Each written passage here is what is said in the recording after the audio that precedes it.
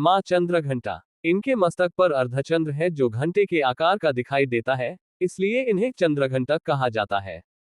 इनका ये रूप शक्ति, साहस, सौंदर्य और करुणा का प्रतीक है। पार्वती से चंद्रघंटा बनने की कथा। ये कथा सती पहले जन्म में पार्वती और शिव जी की प्रेम कथा से जुड़ी हुई है। सती का अग्नि में विलय। सती ने अपने पिता दक्ष प्रजापति के यज्ञ में भगवान शिव का अपमान सहन नहीं किया और योगाग्नि में अपने प्राण त्याग दिए। शिव तपस्या में लीन हो गए और सृष्टि में अशांति फैलने लगी। पुनर्जन्म। पार्वती का जन्म। सती ने राजा हिमालय और रानी मैना के घर पुनर्जन्म लिया और पार्वती के रूप में जन्मी। बाल्यकाल से ही पार्वती भगवान शिव को पति रूप में पाने के लिए कठोर तप करने लगी। शिव का हृदय परिवर्तन। पार्वती की कठोर तपस्या से प्रसन्न होकर शिव जी ने उन्हें दर्शन दिए और विवाह के लिए स्वीकार किया। भगवान शिव की बारात और मां का चंद्रघंटा रूप। जब विवाह का शुभ समय आया तो भगवान शिव बारात लेकर राजा हिमालय के महल पहुंचे। बारात का स्वरूप। शिव जी शरीर पर भस्म लगाए, सर्पों से सुशोभित, रुद्र रूप में थे।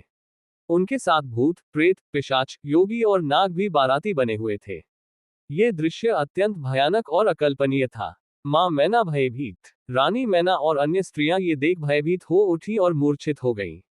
वे नहीं समझ पा रही थी कि अपनी सुंदर कन्या का विवाह ऐसे भयंकर वर से कैसे करें। पार्वती का चंद्रघंटा रूप। तब पार्वती ने स्थिति को संभालने के लिए मां चंद्रघंटा का दिव्य रूप धारण किया। उन्होंने अत्यंत शांत, दिव्य और तेजस्वी रूप में प्रकट होकर सबको सांत्वना दी। उनके मस्तक पर घंटे के आकार का अर्धचंद्र था, शरीर पर स्वर्ण आभा थी और वे सिंह पर सवार थी। उनकी दिव्य मुस्कान, शांत शक्ति और तेजस्विता ने सभी को संतुलन में ला दिया। इसके बाद भगवान शिव और पार्वती का विवाह भव्य रूप से संपन्न हुआ। मां चंद्रघंटा का युद्ध कथा। राक्षसों से संघर्ष। मां चंद्रघंटा न केवल सौम्य हैं, बल्कि आवश्यकता पड़ने पर वे अत्यंत पराक्रमी योद्धा भी बन जाती है। असुरों का आक्रमण। एक बार असुरों शुंभ, निशुंभ और चंडमुंड ने पृथ्वी और स्वर्ग पर अत्याचार बढ़ा दिए। देवताओं ने मां से रक्षा की प्रार्थना की। मां का क्रोध रूप। मां चंद्रघंटा ने सिंह पर सवार होकर युद्धभूमि में प्रवेश किया। उन्होंने अपने घंटे घंटा की ध्वनि से असुरों को विचलित कर दिया।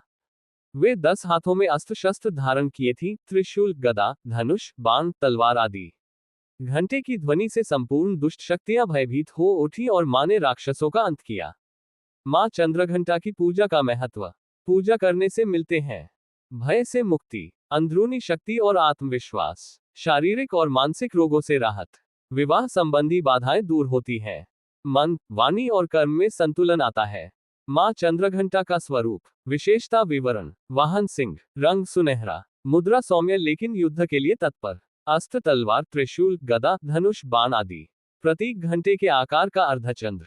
मंत्र और स्तुति। मंत्र। ओम देवी चंद्रघंटाय नमः। ओम ऐह्री क्लीं चामुंडाय विच्चे। ध्यान मंत्र। पिंडज प्रवरारूढ़ा चंडकोपास्त्र कैर्युता प्रस्यंदन मुनि प्रभा कंठे लघु विग्रहा या देवी सर्वभूतेषु मां चंद्रघंटा रूपेण संस्थिता। नमस्तस्यै नमस्तस्यै नमस्तस्यै नमो नमः। नवरात्रि के तीसरे दिन व्रत विधि। प्रातः स्नान कर साफ वस्त्र पहने। मां चंद्रघंटा की मूर्ति या चित्र की स्थापना करें।